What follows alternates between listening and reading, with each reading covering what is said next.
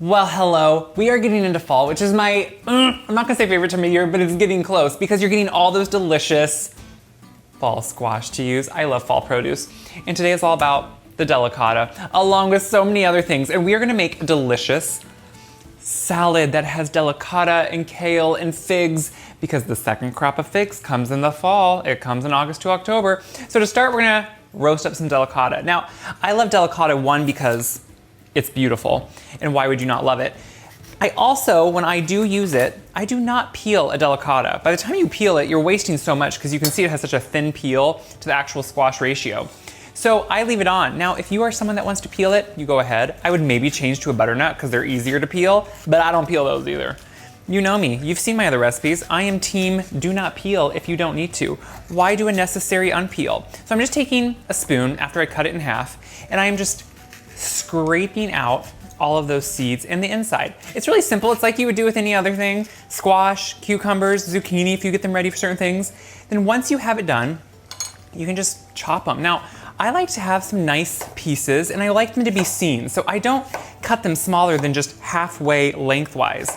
And I am just chopping them up into nice pieces. And what I love about this is when you leave the skin on, one, the presentation, you cannot beat. It has just such a beautiful fall, festive. Guys, can you tell I love fall? So I'm gonna chop the other one up. We're gonna get it on here, put some olive oil on, then move on to the next component, which is a delicious walnut. Have it all chopped up, just throwing it on a sheet pan, and then we were putting on some olive oil. Like, it's pretty simple. You know how to roast veg. And by now, I just like to kind of throw them all around, make sure they're well coated, because the thing is with olive oil, when you're roasting a vegetable, if you can get it well coated, that's what's actually gonna give it a good sear, good caramelization. Squash have a lot of sugars in them, so you get good caramelization. You want them spread out somewhat even, so they don't steam, but they roast. And then we're gonna add some salt, because that is what's gonna really help flavor it. We're adding that salt all over, which is really the seasoning that brings out their flavors. That's what salt does. It helps bring out the flavors of whatever you're roasting or having. And of course then, we're gonna have to add a little bit of pepper. Now my hand has olive oil on it, and last time I tried to do this with olive oil on my hand, it wouldn't work. So we're gonna just turn some fresh, you can use pre-cracked pepper. I hate how it makes it seem like only use fresh. It's like, no, do whatever you want. So we have the pepper on it. Now we're gonna talk about some walnuts. Now you could throw just roasted walnuts on, but why? Why would you do that? So I have my walnuts here. We're gonna add a little bit of maple syrup.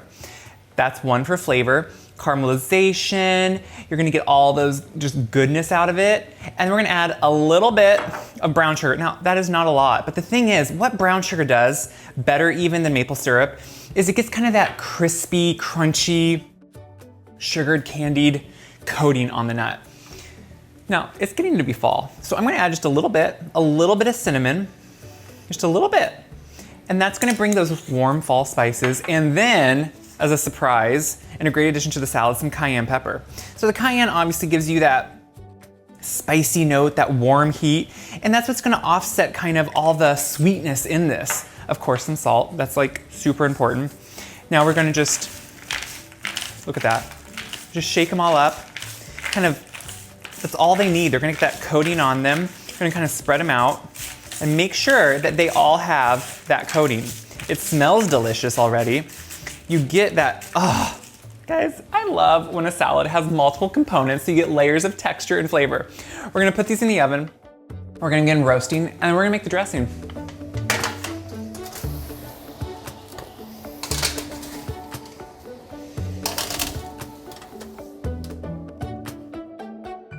I have my bowl here, and what I like to do when I'm gonna make a salad, not always, but if you have a good salad bowl, I like to make the dressing right in it and just get it all ready right in there.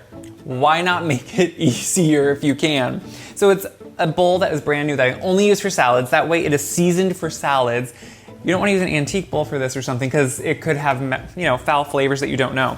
So I'm gonna start with a shallot. And the reason for dressings, when I use a shallot, is because shallot has a lighter flavor. I think there's almost like a slight sweetness to it, and it kind of just lends well and doesn't overpower. And that to me is what's kind of nice with, especially when I make vinaigrettes like this, of why I like to use more of a shallot. Now with that shallot, I of course want just one.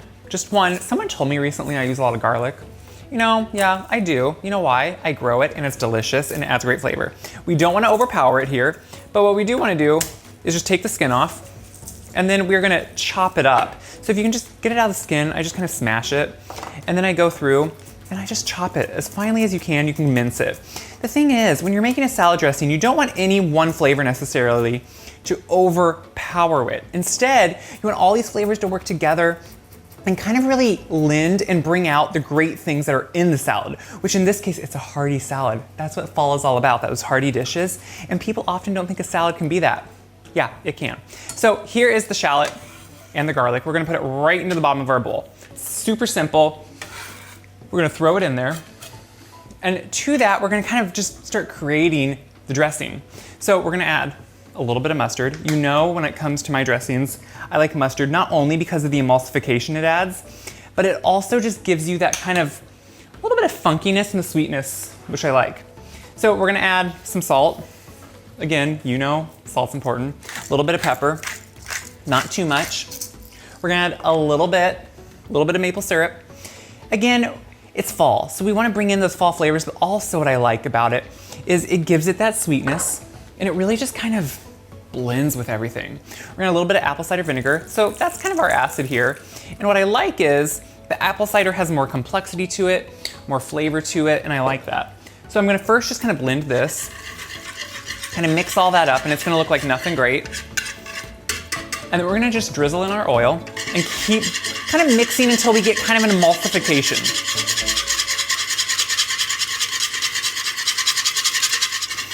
So you want to just check it, and when you get just a slight viscosity to it, which is just like a slight thickness to it, and you taste it, ooh, it's well balanced. You get the sweetness. You want to taste it for salt, for pepper, for seasoning, because this is when you can really just taste the vinaigrette. So our vinaigrette's made. That's what's wonderful.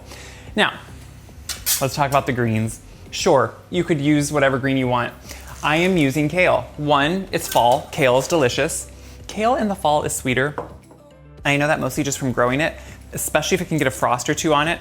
But what I like about kale is it has a hardiness to it. All the crinkled pieces and edges really bring in and soak in, kind of grab onto that vinaigrette. So I like to use kale. And what I find with kale, if you think, oh, the flavor just isn't usually what I like, it's too strong, it's too much, you're not doing it right. You wanna cut it early, put it with the vinaigrette, the dressing, whatever you're doing, really work it in, kind of massage it into it. And then that kind of tempers it out. It brings out the bitterness and it kind of sits and softens almost the kale slightly. So what I'm doing is I'm just ripping it off the main stem. I like the La Cianto or dinosaur kale.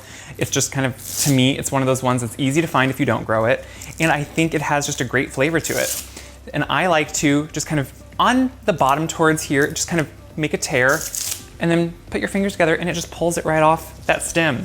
Why take the time to cut it? So I'm gonna keep pulling it off. We're gonna chop it up, put it in here. It's smelling good in here.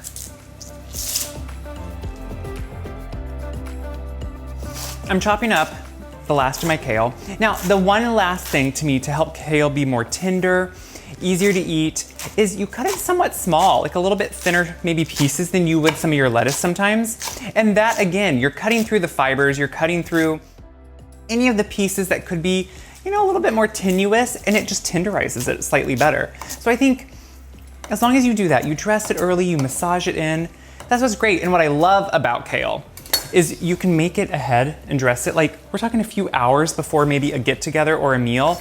Like, there are not too many greens you can do that with easily. So what I'm doing once it's in there is, and this is kind of gross, but get your hands in there and really work in with that dressing we created. Because what that is gonna do is as you kind of sit there and just massage it in lightly, we're not saying anything heavy here, it tenderizes it and it actually helps it get a little bit sweeter. I don't like to go full on and make it so it just like goes to nothing, but I like it just to be a little bit more tender. So clean hands, work it in. Look how pretty that is. I'm gonna wash my hands, but while I was cutting all of that up, I had pulled out these two things. So you can see that once they got done, if you flip them over, look how beautiful and caramelized they are. Same with the nuts. You have to watch them because each one takes a different time, but just pull them out when they're ready, let them cool off so we can put it together. We're gonna get good here. I'm chopping up some figs. And okay, here's the thing. These are a couple types. It's like Corky's Delight, a mission fig. The thing is, no, you know what? When you can't grow things in your climate, I do have some patio fig trees and they do produce actually both these kinds. But when you once in a while get to enjoy them because they're in season and maybe your favorite store gets them in, use them. They're not cheap, but I only buy them once a year, twice a year to enjoy. And that's what this salad is all about. Enjoying what is in season, and that is my favorite. So we have the kale dressed. We're gonna put in some figs. I mean, this is what to me food is all about. One, yeah, you use great, maybe healthy components, but you make it look beautiful. Then you have great seasonal flavor. So you're adding in some of this delicata squash that has that beautiful, can I just say, caramelization on it. How is that not something that you just want to eat? Because we all know it. We eat with our eyes first, and that's what's wonderful. And then these wonderful walnuts. So as the walnuts are cooling, when you first get them out of the oven, you're gonna think they're kind of gummy or sticky. Every couple minutes as they're cooling, come through with a spatula because they will stick to the pan otherwise. You can put them on parchment too, just sometimes the stuff you put on it gets underneath, and I just like big pieces of walnut. I feel like I'm just throwing stuff in because when I have a big bowl, it feels like you can be dramatic about it, which is really easy for me to begin with. So then I take some nice feta, and when I say nice feta, I just mean, okay, one, look at the color, it's highlighting everything, but two, I use a whole piece of feta and then crumble it myself because I think you get that nice, uneven, but beautiful texture, and there's just something about that is appealing, and I like it. Guys, this salad is beautiful. You can of course toss it. I like everything to kind of be on top because I like it to be seen, but as people grab it, it will kind of mix in. I'm gonna go for it. This is okay, I'm gonna get a little bit of everything. Some fig, some greens, squash.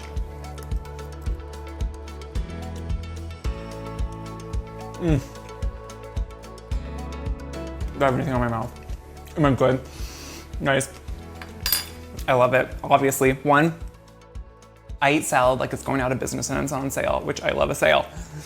This is delicious because you are getting textures, you are getting flavors, you're getting so many layers in this. You're getting the heartiness of the kale with that great pop of kind of acidic, funky dressing that just wakes everything up. You're getting the brininess of the feta, the sweetness of not just the squash, but the figs too.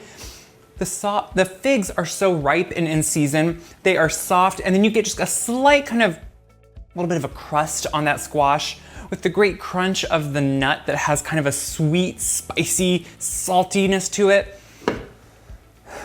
I'm gonna be eating this all fall long.